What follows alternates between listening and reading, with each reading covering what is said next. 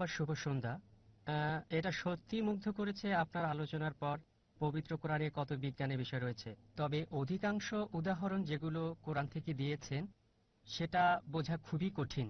যেগুলো কোরআন বলছে ওই সকল নির্দিষ্ট বিষয় বিজ্ঞান আবিষ্কারের আগে, যেমন ধরুন আপনি বললেন কোরআন বলছে মধুতে মানুষের জন্য আরোগ্য রয়েছে। আপনি বললেন না আর এ ব্যাপারে এটা হতেও পারে, যেমন কেউ যদি আক্রান্ত হয় কোনো গাছের বিষে ওই গাছের মধু দিতে হবে। আর এই মধুর এই মধুর ব্যবহারের কথা সর্বশক্তিমান পবিত্র গ্রন্থে বলেছেন। এই বিষয়গুলো বোঝা গেল বিজ্ঞানের আসল আবিষ্কারের পর। তাই আমাকে বলবেন কি যা পরবর্তীতে কোরআন থেকে বিজ্ঞান আবিষ্কার করবে বা আবিষ্কার করা হবে? ভাই একটা সুন্দর প্রশ্ন করলেন যে পরোক্ষভাবে বলা বিজ্ঞানের অনেক কিছুই আমি উল্লেখ করেছি আর সবগুলো ইতিমধ্যে আবিষ্কারও হয়ে গেছে। তাই বিজ্ঞানের আবিষ্কারের পর সে ব্যাপারে কোরআন বললে লাভটা কি? কিছু একটা বলেন যা বিজ্ঞান আবিষ্কার করেনি। ভাই এ কারণে আরবরা জ্যোতির্বিদ্যায় উন্নতি করেছিল। কেন? কারণ তারা কোরআন পড়েছিল। কোরআনে জ্যোতির্বিদ্যার অনেক তথ্যই রয়েছে। তাই তারা কোরআন পড়লো, চেষ্টা চালালো, অনুসন্ধান করলো, আরো বেশি গবেষণা করলো। এভাবেই তারা জানতে পারলো। কোরআন হচ্ছে টেলিগ্রাফিক বার্তা। দেখেন বিজ্ঞানের বই শুধু একটা বিষয়, চিকিৎসার একটা বিষয় অনেক বই দরকার। আর এইভাবে এই কোরআনের ব্যাপারে বলা যায় অধিকাংশ মানুষ কোরআন পড়তে চায় না। ও এত বড় বই। তাই যদি আল্লাহ বিস্তারিত বলতেন বড় বিল্ডিং এর প্রয়োজন হতো। কোরআনের এই বার্তা রাখার জন্য হাজার হাজার বিল্ডিং এর প্রয়োজন হতো। কোরআন টেলিগ্রাফিক বার্তা। এই টেলিগ্রাফিক বার্তায় অনেক মুসলিম কোরআন পড়ে আর বিজ্ঞানে উন্নতি করে। এজন্যই অতীতের ইতিহাস যদি দেখেন মুসলিমরা এগিয়ে ছিল বিজ্ঞান ও প্রযুক্তিতে। হয়তো বলবেন অতীত ভুলে যান, বর্তমানের ব্যাপারে বলেন। আমি যেগুলো বলেছি সেগুলো আগে আবিষ্কার হয়েছে, অনেকগুলো মুসলিমরাই করেছে, কিছু মুসলিমরাও করেছে, কিছু ইউরোপিয়ানদের আবিষ্কার। বিজ্ঞান যেগুলো আবিষ্কার করেনি সে ব্যাপারে কি বলবেন? ঠিক আছে, আপনাকে সেগুলোই বলবো যেগুলো বিজ্ঞান আবিষ্কার করেনি। তারপরেও যথেষ্ট সম্ভাবনা রয়েছে। এগুলো কোরআন বলেছে, আমি এতে বিশ্বাস করি। যেমন ধরেন কোরআন বলছে সূরা সূরা অধ্যায় নম্বর 42 আয়াত নম্বর 29, আল্লাহ সুবহানাহু ওয়া তাআলা সৃষ্টি করেছেন সবকিছু আকাশমণ্ডলী ও পৃথিবীর মাঝে, এবং দুয়ের মাঝে তিনি সৃষ্টি রেখেছেন।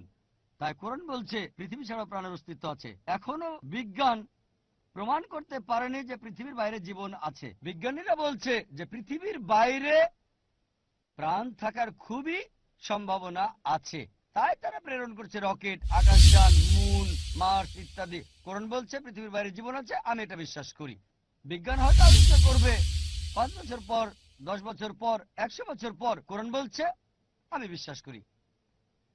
এখন অনেক অনুমান রয়েছে পৃথিবী কিভাবে ধ্বংস হবে। বলছে যে সূর্য বড় হবে, পৃথিবী ধ্বংস হয়ে যাবে, পর্বত ভেঙে পড়বে, পর্বতগুলো চূর্ণ হয়ে যাবে, সমুদ্র ফুলে উঠবে, পৃথিবী অন্ধকার হয়ে যাবে। অনেক কল্পনা।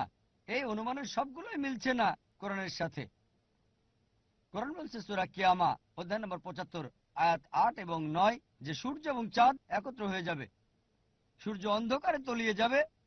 যদি পড়েন সূরা তাকবীর অধ্যায় নম্বর 81 আয়াত নম্বর 1, 2, 3 বলা হয়েছে তারাগুলো ঝরে যাবে, আলো থাকবে না, পর্বতগুলো ভেঙে চূর্ণ হয়ে যাবে, সমুদ্র ফুলে উঠবে। এটা বলা হয়েছে সূরা ইনফিতার অধ্যায় নম্বর 82 আয়াত 1, 2, 3 বলছে সমুদ্র উদ্বেলিত হবে, নক্ষত্রগুলো ঝরে পড়বে। অনেক অনুমানের সাথে মিল আছে, তবে কোরআন বলছে আমি বিশ্বাস করি। কোরআন আরো বলছে সূরা আম্বিয়া অধ্যায় নম্বর 21 আয়াত নম্বর 104 আমি এইসব সৃষ্টি করেছি, আমি ধ্বংস করব, আবার নতুন সৃষ্টি করব। বিজ্ঞান এখন আবিষ্কার করতে পারেনি। কোরআন বলছে মৃত্যুর পরের জীবনের কথা, বিজ্ঞান এখনো প্রমাণ করতে পারেনি।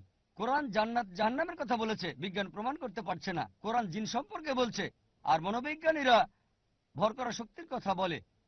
কিছু লোক আছে যারা জিন বশ করে, কোরআন সে ব্যাপারে বলেছে। কোরআন বলছে পৃথিবীর প্রথম মানুষ আদম আলাইহিস সালাম। বিজ্ঞান প্রমাণ করতে পারেনি, এটা সম্ভাবনা আছে, হয়তো পারবে। এখন হয়তো বলবেন যে ভাই জাকির এমন সুন্দর আলোচনা করলেন বিজ্ঞান এবং প্রযুক্তির উপর শতভাগ প্রমাণ দিয়ে, মৃত্যুর পরের জীবনকে আপনি বিশ্বাস করেন?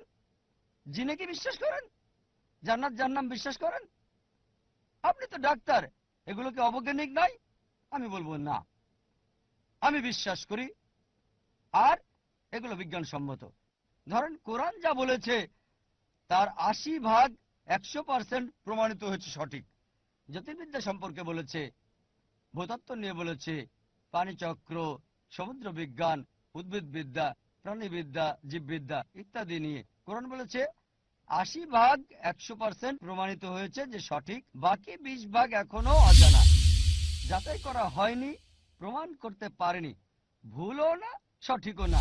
এখন 1%ও এই বাকি 20 ভাগের ভুল প্রমাণিত হয়নি। কোরআনে একটা এত নেই যা আধুনিক বিজ্ঞান ভুল প্রমাণ করবে। অনুমান, আমার যুক্তি হচ্ছে 80 ভাগ যেহেতু 100 ভাগ সঠিক, বাকি 20 ভাগ অজানা এবং এই 20 ভাগের 1 ভাগও ভুল প্রমাণিত হয়নি, তাই আমার যুক্তি হচ্ছে যে বাকি 20 ভাগও ইনশাল্লাহ সঠিক হবে।